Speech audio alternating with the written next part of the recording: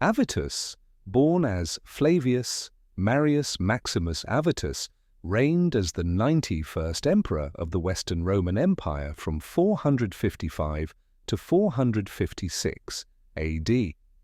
His reign, though brief, represents an interesting and turbulent period in the empire's history, marked by internal conflict, external pressures, and the decline of Roman imperial authority.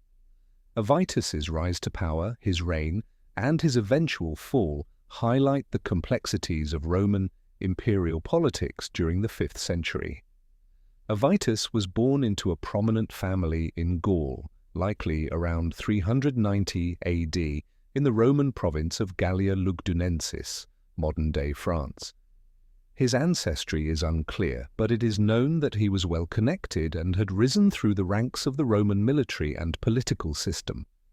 By the time of his ascension to the imperial throne, Avitus had already established himself as an important figure, particularly due to his position as a powerful general and a member of the senatorial elite.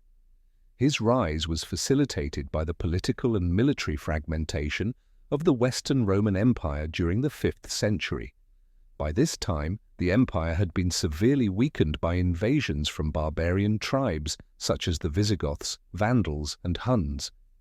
The Western Roman Empire's internal political instability was exacerbated by rival factions, especially the growing influence of the military aristocracy, whose support was essential for any emperor to maintain power.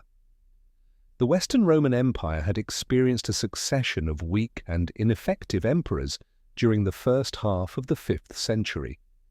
The throne had passed through several hands in quick succession, with the last emperor, Petronius Maximus, being assassinated in 455. Petronius Maximus's death left a power vacuum, and the empire was left vulnerable to external threats. During this time, the Visigothic king, Theodoric II, played a significant role in shaping the imperial situation. In 455, after the death of Petronius Maximus, the Visigoths, who had been allies of the empire, began to seek greater influence over the Western throne. The Visigoths had long-standing interests in the region and had previously served as federati, allied mercenaries, in the Roman military. Their desire for political leverage in Rome, combined with their military strength, played a central role in the appointment of Avitus. Avitus was declared emperor by a faction of the Roman Senate, but his legitimacy was largely based on his strong relationship with the Visigoths. The Visigoths supported Avitus as emperor not out of loyalty to Rome, but to secure their own position within the empire and to benefit from the political influence they could exert through him. With the support of the Visigothic military, Avitus was able to secure his position, despite the internal challenges facing the empire. Avitus' reign was marked by his close alliance with the Visigoths and his attempts to stabilize the empire through diplomacy and military cooperation. His administration was focused on securing the western frontier, which had been severely threatened by the Vandals under King Genseric. The Vandals had sacked Rome in 455, and their control over North Africa was a serious concern for the empire's ability to maintain trade routes and military resources. One of Avitus's first actions as emperor was to try to reassert control over North Africa, which had been lost to the Vandals. He also sought to strengthen Roman influence in the provinces of Gaul and Hispania, territories that had become increasingly autonomous due to the weakening of imperial authority. To cement his alliances and bolster his legitimacy, Avitus married his daughter to the Visigothic king, Theodoric II, strengthening the ties between the two factions. However, Avitus faced numerous challenges during his reign. His reliance on the Visigoths, while initially providing military support, ultimately undermined his position.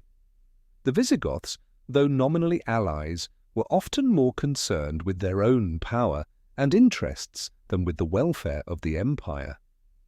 In addition to the Visigothic threat, Avitus faced resistance from the Roman military itself, particularly from the army in Italy, which was increasingly dominated by barbarian mercenaries.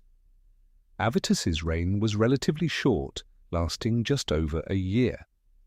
His downfall came in 456, when the Roman general Ricimer, a powerful military commander of barbarian descent, led a revolt against him. Ricimer, who had become one of the most influential figures in the empire, had initially supported Avitus's rise to power. However, over time, their relationship soured as Ricimer sought greater control over the imperial throne. The military factions in Italy, particularly those loyal to Ricimer, grew dissatisfied with Avitus's reliance on the Visigoths and his failure to effectively deal with the growing threats from the Vandals and other barbarian groups.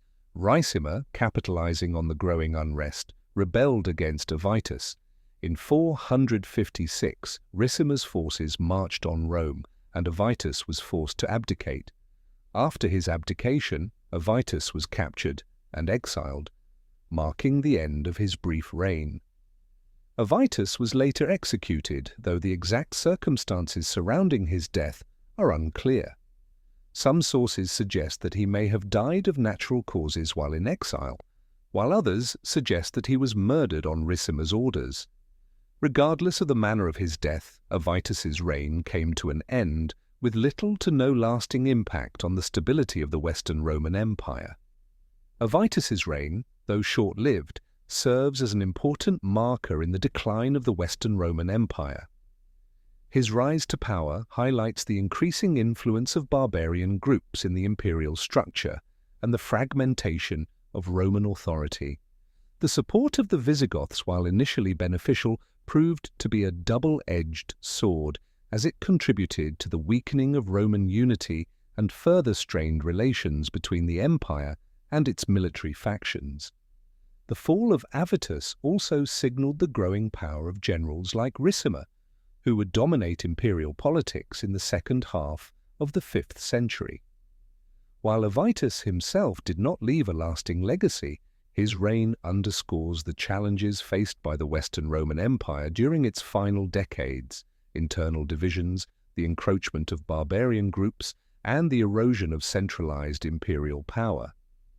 In the grand scope of Roman history, Avitus is a relatively obscure figure, but his reign represents a pivotal moment in the slow unraveling of the Western Roman Empire. His brief time on the throne serves as a reminder of the empire's fragility during the 5th century and the complex interplay of military, political, and cultural forces that shaped the empire's final years.